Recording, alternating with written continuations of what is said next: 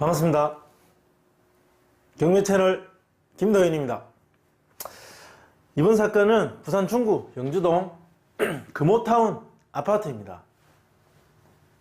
사건 번호 2018 타경 10만 1504호 부산지방법원 본원 사건입니다. 본원 사건이고 아파트 물건이고 전용 면적 18.1평입니다. 그리고 토지, 건물 일괄 매각으로 전부 매각합니다. 소유자와 채무자는 같은 사람입니다. 소유자가 대출을 받았다. 자, 채권자는 미래 크레디트 대부.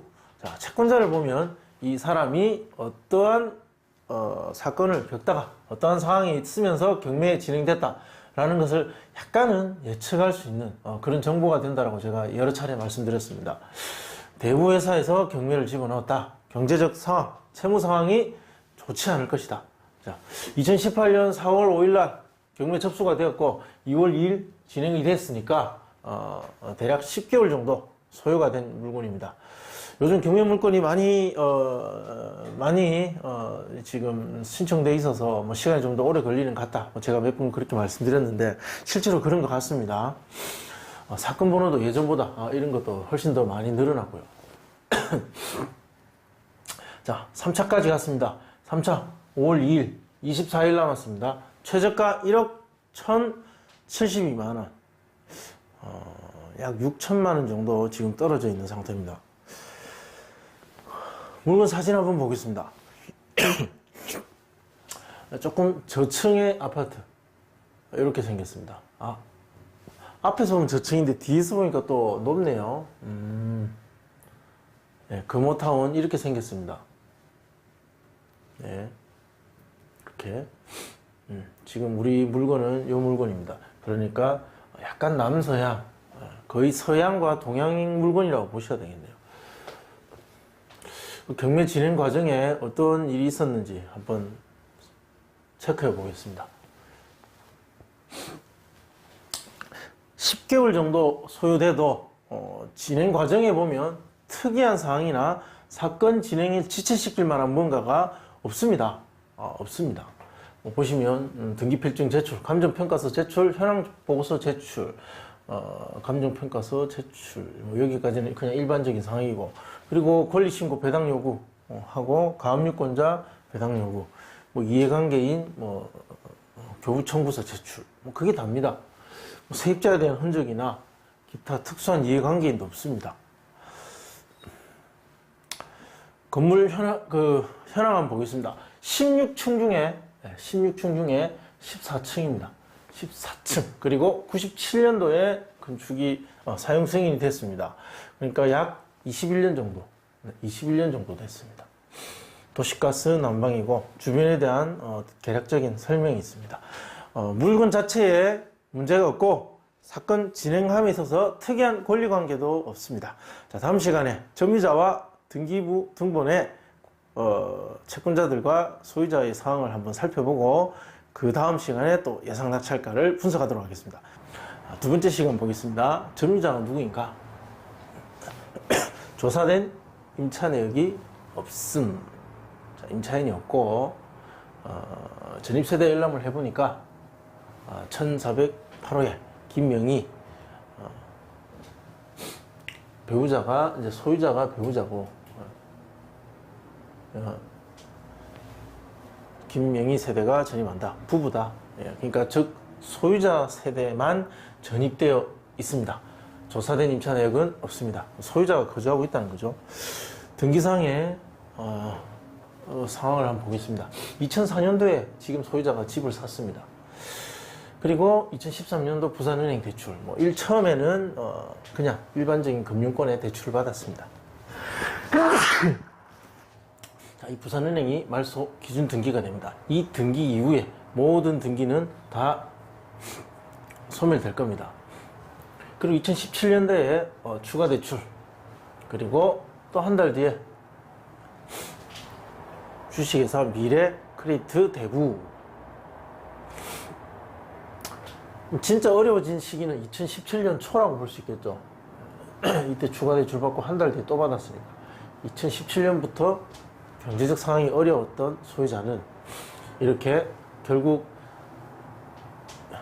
대부회사로부터 경매 신청을 당하게 되고 또 ES캐피탈 대부의 가압류 신청까지 되어 있습니다. 이 사람을 명도할 때 굉장히 상황이 좋지 않을 거다. 이사 비용을 과다하게 자기의 상황을 이유로 과다하게 요구할 가능성이 있다. 거기에 대한 대비는 하고 입찰을 들어가야 될 것이다. 이제 그 말씀을 드리는 겁니다. 매수인 인수하게 될 부담. 등기사항 확인했지만 없었습니다. 부산은행 근저당 이후에 모든 등기는 소멸됩니다. 입찰가와 명도에 영향을 줄 수 있으니 꼭 확인해야 될 것이 바로 관리비입니다. 관리비 매우 중요합니다. 아파트 경매 물건은 신경 쓰고 집중해야 될 어떤 중요한 지점이 명도입니다. 점유권을 가져오는 그 불편함, 그거 외에는 아파트 경매가 힘들 건 하나도 없습니다. 권리적으로 힘든 것도 없고 유치권이 있는 것도 아니고 힘든 일이 없습니다.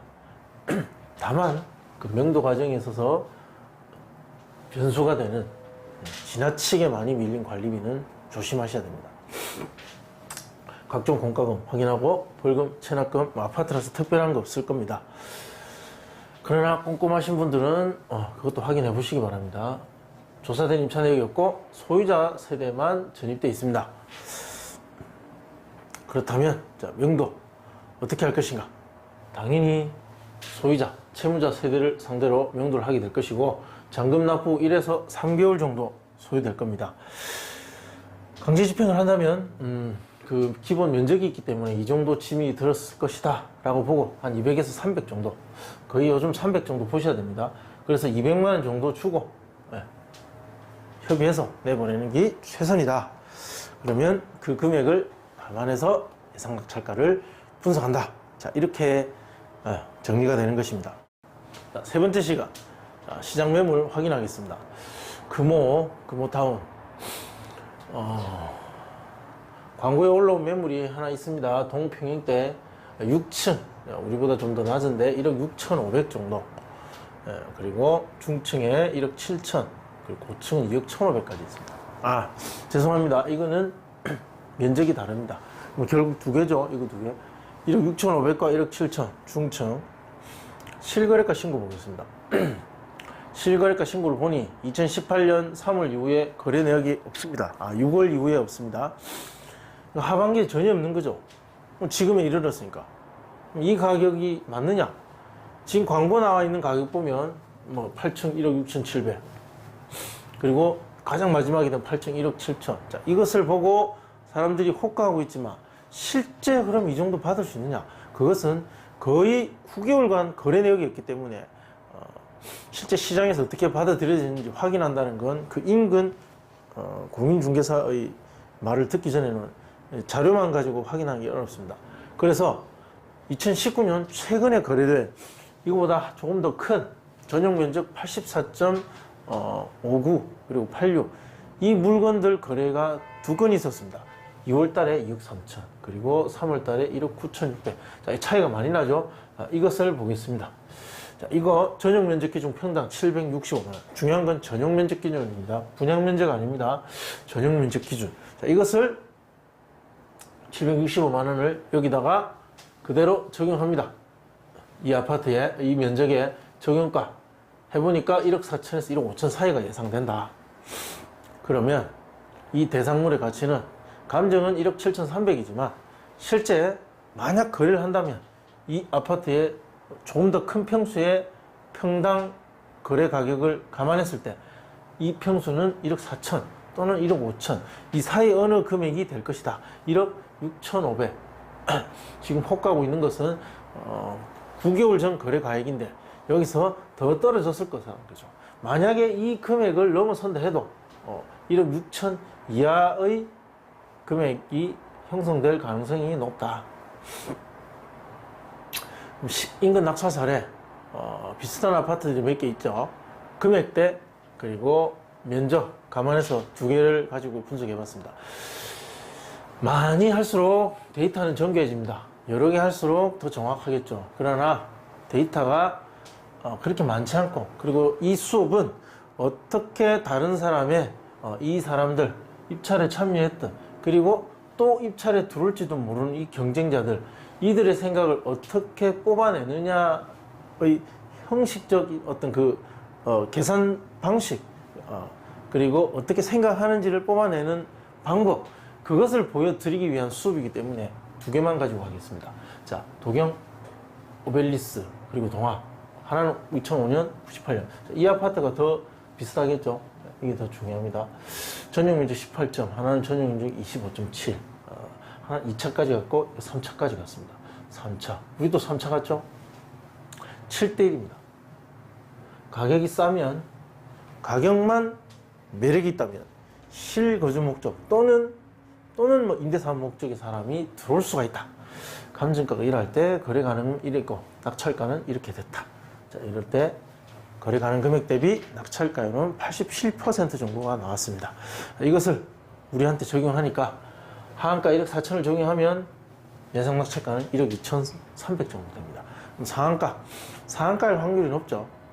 이게 확률이 좀 더 높습니다. 1억 3,200 정도.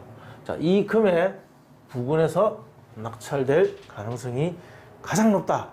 이렇게 봅니다. 취득세 1.1%. 계산할 것도 없습니다. 그렇게 했을 때, 한 1억 3천 정도의 낙찰을 받는다면, 취득세는 이렇게, 공유주택 채권, 등기비용, 그리고 이사비용. 이것은 넉넉하게 제가 볼 때는 경우에 따라서는 한 300 정도 예상하고 있으면 편하실 겁니다. 그러면 이 금액에 정리가 되더라. 이렇게 계산이 됩니다. 다른 사람의 생각을 이렇게 분석해 와서 지금의 물건에 대입하는 것, 그게 가장 합리적일 겁니다. 여러분들이 지금은 아파트만 제가 보여드리고 있지만 다른 물건을 분석할 때, 오프라인 수업을 할 때 지켜보시면 합리적이다 라고 제가 굳이 제 입에서 설명을 하지 않아도 느끼실 겁니다. 자, 시청해 주셔서 고맙습니다. 좋아요, 구독 신청 부탁드립니다. 감사합니다.